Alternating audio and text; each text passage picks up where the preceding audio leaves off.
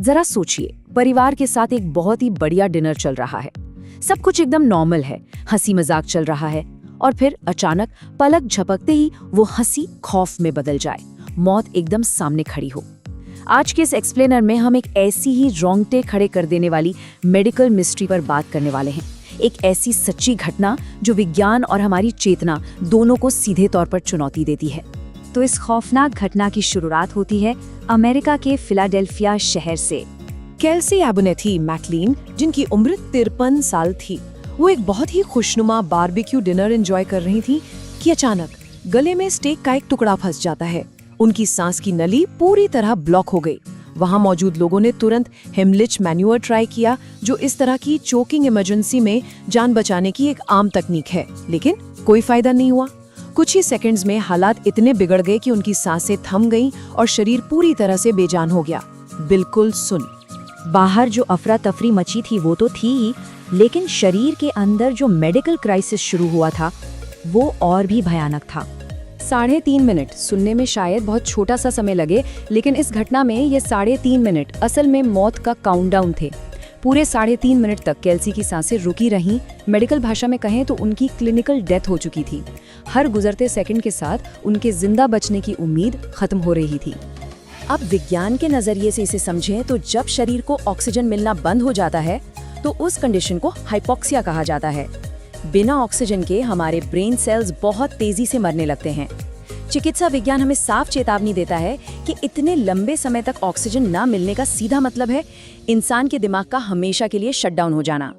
3.5 minute oxygen के बिना रहना न्यूरोलॉजिकली एक तरह से फुल स्टॉप है। लेकिन एक तरफ उनका शरीर दम तोड़ रहा था तो दूसरी तरफ उनकी चेतना एक बिल्कुल अलग ही दुनिया के सफर पर निकल चुकी थी। मेडिकल साइंस में इस स्थिति को नियर डेथ एक्सपीरियंस यानी NDE कहते हैं।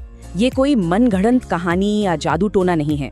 विज्ञान भी इस बात को मान्यता देता है कि मौत की दहलीज पर पहुंचने पर इंसान एक बहुत ही गहरी मनोवैज्ञानिक और संवेदी घटना से गुजरता है।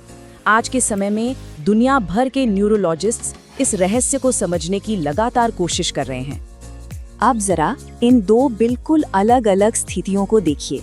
एक तरफ वास्तविकता है, एक बेजान शरीर जो एक एक सांस, एक एक ऑक्सीजन के कण के लिए तड़प रहा है।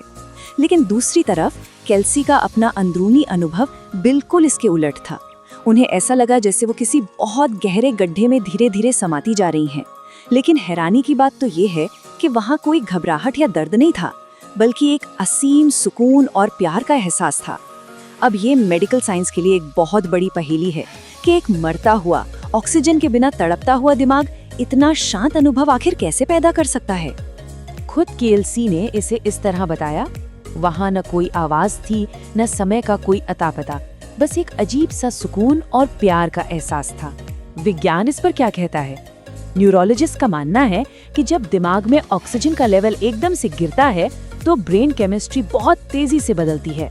हमारा दिमाग खुद को शांत करने के लिए, उस भयंकर ट्रॉमा से बचाने के लिए एंडोर्फिन जैसे सर्वाइवल केमिकल्स रिलीज करता है।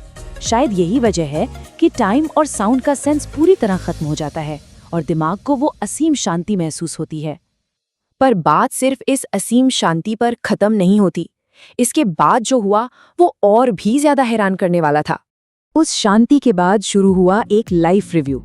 मतलब इंसान की पूरी जिंदगी एक फिल्म की रील की तरह उसकी आंखों के सामने तेजी से चलने लगती है। नियर डेथ एक्सपीरियंस से गुजरने वाले कई लोगों ने इसे रिपोर्ट किया है। लेकिन केल्सी ने अपनी जिंदगी की घटनाओं को सिर्फ एक दर्शक की तरह देखा ही नहीं, उन्होंने उन पलों को सचमुच दोबारा महसूस किया। साइंटिफिकली बात करें तो मरते वक्त दिमाग का जो मेमोरी सेंटर है, जिसे हम हिप्पोकैम्पस कहते हैं, वो अचानक से हाइपर एक्टिव हो जाता है। वो पुरानी यादों को इस कदर एक्सेस करता है जो सामान्य हालत में लगभग नामुमकिन है। और केल्सी का ये अनुभव बहुत गहरा था। उनका कहना था, मुझे वो दर्द महसूस हो रहा था जो कभी मेरे शब्दों या मेरे कर्मों से दूसरों को पहुंचा था। अगर साइकोलॉजी के नजरिए से देखें तो ये एक बहुत ही इंटेंस सेल्फ इवैल्यूएशन यानी आत्म मूल्यांकन की स्थिति है। एक बेहोशी की हालत में अपनी गलतियों का इतना गहरा पछतावा होना ये साफ दिखाता है कि जब हम एकदम अंत के करीब होते हैं तो हमारी चेतना न्याय, अपराध बोध और हमदर्दी को किस तरह एक साथ प्रोसेस करती है। हम सब अपनी पूरी जिंदगी पैसा कमाने, समाज में स्टेटस बनाने और ऐशो आराम के पीछे भागने में निकाल देते हैं, है ना? लेकिन इस अनुभव ने एक बात बिल्कुल साफ कर दी। उस आखिरी पल में इन भौतिक चीजों का, इस स्टेटस का कोई मोल नहीं रह जाता। अगर कुछ सच में चेतना के साथ आगे जाता है तो वो है आपके किए गए सच्चे कर्म और दूसरों के लिए आपका प्यार। खैर, 3.5 मिनट का वो क्लिनिकल डेथ का डरावना समय अब अपनी चरम सीमा पर था। अब वापसी का वक्त आ गया था। केल्सी की वापसी का सीक्वेंस भी बहुत दिलचस्प है। पहले वो शांत अंधेरे में समा रही थी, फिर अचानक से उन्हें एक बेहद चमकदार रोशनी ने जैसे जोर से अपनी तरफ वापस खींचा। और पता है सबसे अहम बात क्या थी? होश में आने से ठीक पहले उनके दिमाग में उनके पति की तस्वीरें फ्लैश हो रही थी। नियर डेथ स्टडीज में ये माना जाता है कि अपने करीबियों से जो हमारा गहरा इमोशनल अटैचमेंट होता है, वो मौत के मुंह से वापस खींच लाने में एक बहुत बड़े साइकोलॉजिकल ट्रिगर का काम कर सकता है। जब वो फाइनली वापस इस भौतिक दुनिया में आईं, तो वहां मौजूद डॉक्टर्स के होश उड़े हुए थे। उन्होंने साफ कहा कि ये एक सच्चा चमत्कार है। सोचिए, पूरे 3.5 मिनट तक ऑक्सीजन सप्लाई बंद थी, फिर भी उनके शरीर और दिमाग की पूरी तरह से रिकवरी हो गई। ब्रेन में जरा सा भी परमानेंट डैमेज नहीं था। हाइपोक्सिया के इतने खतरनाक लेवल से बिना किसी न्यूरोलॉजिकल नुकसान के बच निकलना, मेडिकल साइंस में ऐसा केस मिलना सचमुच किसी चमत्कार से कम नहीं है। फिजिकल रिकवरी तो अपनी जगह है, लेकिन इस पूरे ट्रॉमा का जो साइकोलॉजिकल असर उन पर हुआ, वो हमेशा के लिए था। केल्सी ने कहा, अब मौत का डर हमेशा के लिए खत्म हो गया है। सिर्फ उन 3.5 मिनटों ने उनके जीने का नजरिया पूरी तरह से बदल कर रख दिया।